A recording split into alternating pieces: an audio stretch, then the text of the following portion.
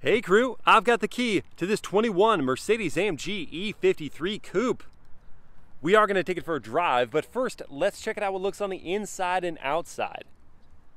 Now the whole E-Class lineup for 21 gets a refresh, and so now this E53 Coupe is rocking the Panamericana grille instead of that densely studded one that I, to be honest, preferred. Down here we've got a functional air dam, but at the corners this is non-functional, just for style with this piano black gloss treatment around the edges. LED headlights are standard. This one has the optional adaptive LEDs. Love this signature daytime running light here, looks cool. The vehicle is painted in Cirrus Silver, extra 720 bucks, and the color really works with the effortless grace of the E-Class Coupe. Speaking of, looking at the front quarter, you really see the design similarities between this E-Class Coupe and the larger, older brother S-Class Coupe. Both long bodies and just handsome curves. The wheels, yeah, they're gonna split opinions, but I love them. They remind me favorably of the inner workings of a clock or watch. The only downside to them is that your eye is drawn to that inner rim, such that the wheels look smaller than they are. They're 19 inches, but I think upsizing them 1 to 20 inch would make them look even better with the profile. They're wrapped in Continental Pro Contact tires. Good tires, not amazing. 275s in the rear, 245 section in the front. The brakes are good. 4-piston front calipers with 14.6 inch rotors and 14.2 in the rear. Checking out this profile now. Easy, smooth. Love that they didn't overdo this. You got that one crease down there and this soft curve that runs from nose to tail.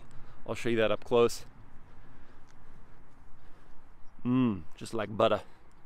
Got this one frame around the windows from the A-pillar to the C-pillar. And at the rear, we're bringing back some muscle like the front with this redesigned diffuser and quad exhaust ports. This is very AMG-esque right here. The tail lights look good, curving around the body, LEDs, and this subtle trunk lip spoiler. I think I prefer the rear 3/4 to the front. It's just handsome, not overdone, beautiful car. Let's go check out that interior.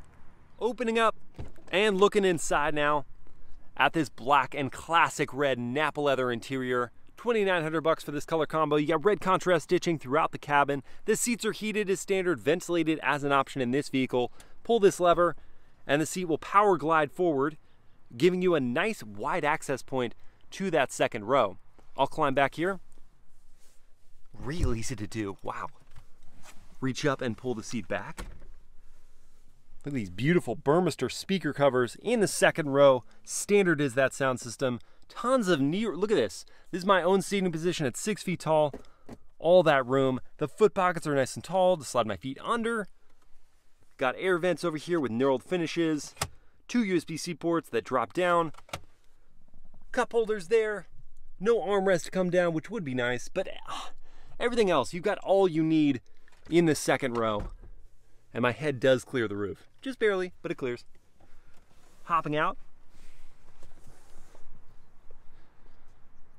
Letting the seat glide back. Gorgeous carbon fiber trim here in the doors and along the dashboard. Seat controls like all Mercedes-Benz vehicles up here in the door. Heating and ventilation in 3 stages. More Burmester goodness. Solid filling door handle. Power folding door mirrors. One-touch windows. All this leather in here. This is harder plastics down here. Trunk release. Pull that. Pops up fast. To reveal a smallish trunk, but you do have these pass-throughs for the seats. Just pull the levers and those pop down.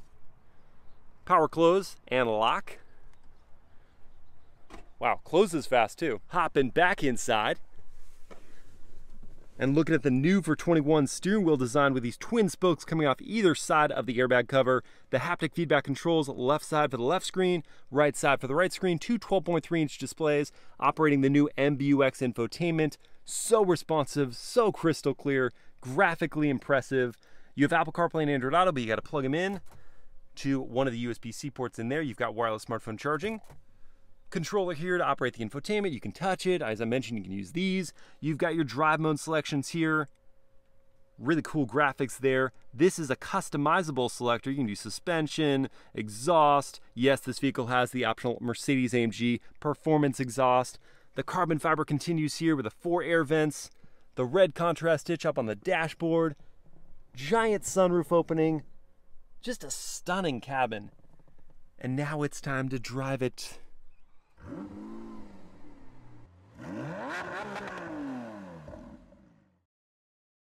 Alrighty, firing it up.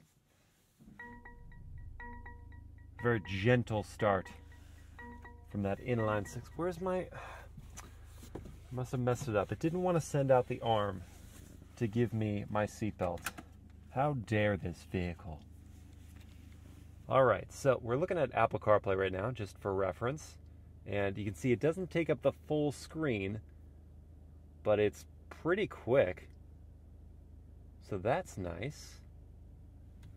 We're going to start in comfort drive mode here, just to test out the most luxurious side of the E53. We'll press this down for drive, and I'm just going to pull up the camera screen so you can see the 360 view. We get a nice wide angle in the front. Got that bird's eye view. See at the wheel level, wide in the rear, and all that there. And we also have the parking assist feature. That's a standard goodie. Or is it? Yes, it is a standard goodie.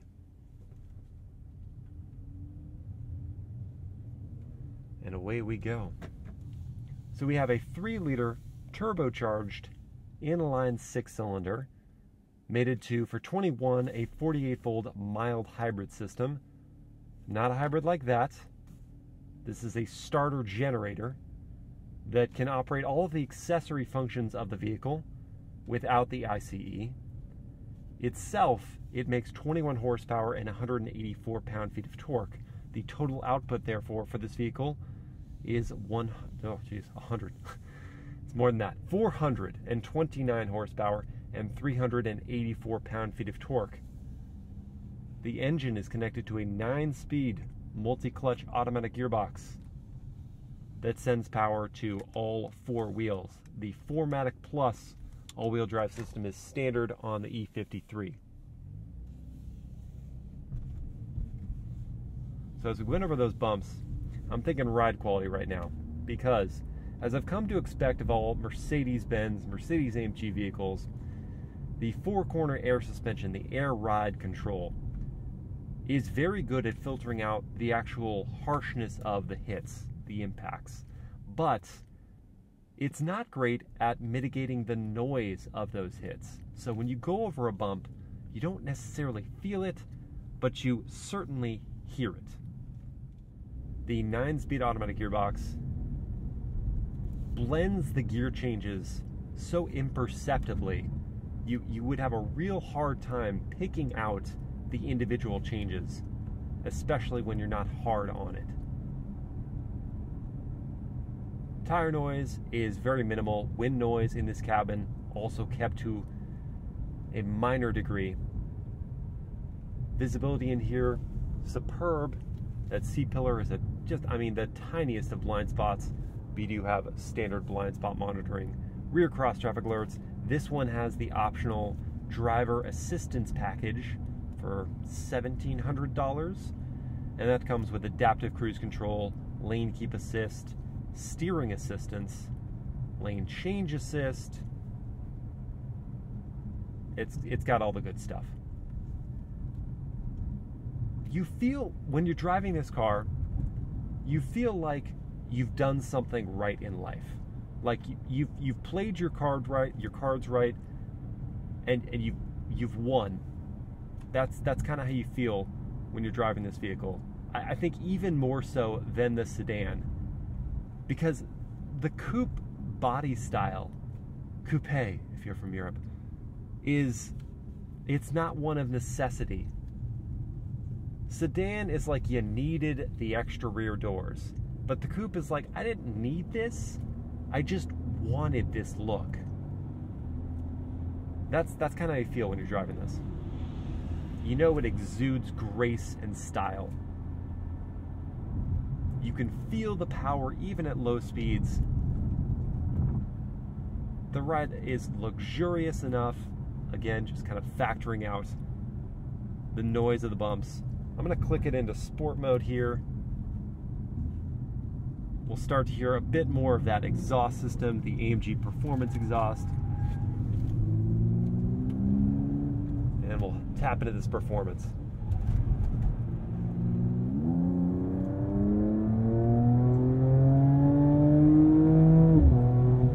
Thump on the upshift. Yeah, there's plenty of power here. 429 horsepower. Does not sound more than this vehicle actually produces. You can hit this button. Well, certainly I can go through the different selections, and now I've got the exhaust in loud setting, and I'm in sport. I'll use the paddles here. Just pulling on a paddle will engage manual mode, or you hit this button here in the center. Now we've got manual. Shifts are quick. Oh, there's that exhaust. There's that noise.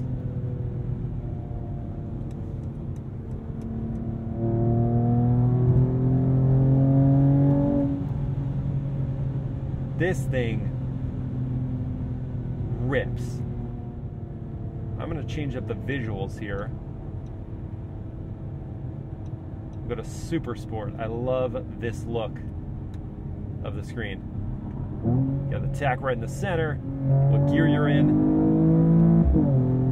And you got like two tacks. You got the tack in the center and the tack on the right. It's just cool.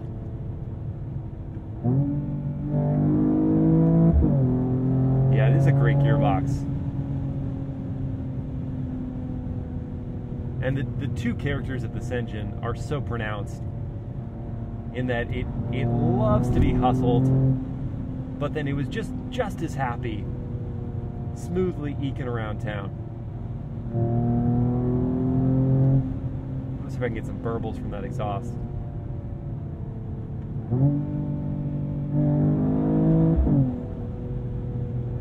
I had some overrun yesterday. I'm not sure. I mean, I'm probably not doing something right.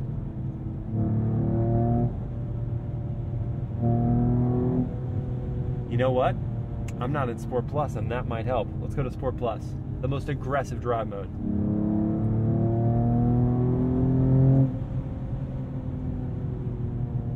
None yet. I want those burbles.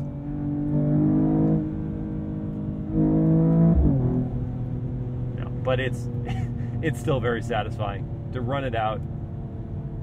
The shifts are quick. The paddles feel great, nice and tall. Turning radius test. Yeah, pretty tight. Driving aids here. Set that up. Steering assistance will take over. And so on a curve,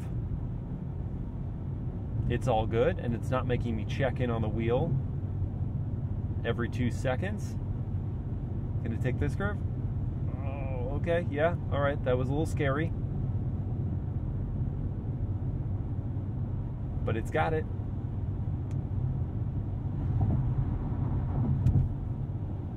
Wow, yeah, and it's still not asking for me to check in. Bird, move. Move! Wow. Yeah, this is good. And here we are, freeway speeds. And there's a touch of wind noise. Almost no tire noise. I guess we can credit the extra sidewall there instead of having larger wheels. But it's just comfy cruising. Okay, finally it wants me to check in, but that was impressive. It stayed in the center largely with one scarier drift towards the outside. But this is a good assistance system. Now we got a right-hander here. I love how quick. I'm going to go on over to Sport Plus right away. Hard on these brakes. Push it. You can feel the back end come around. This system can send up to 100% of available power to the rear wheels, such that I didn't really feel any understeer right there.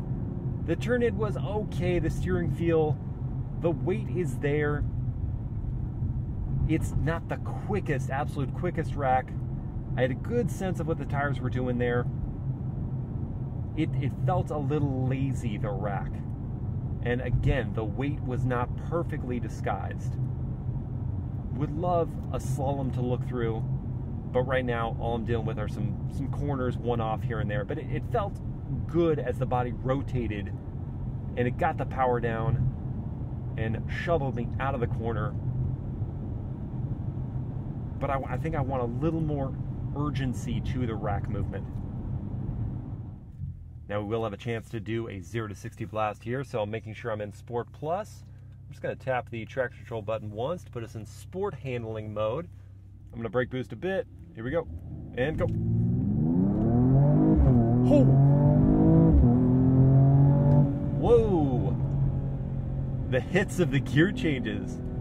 Not so seamless now, but in like a fun way. That was quick.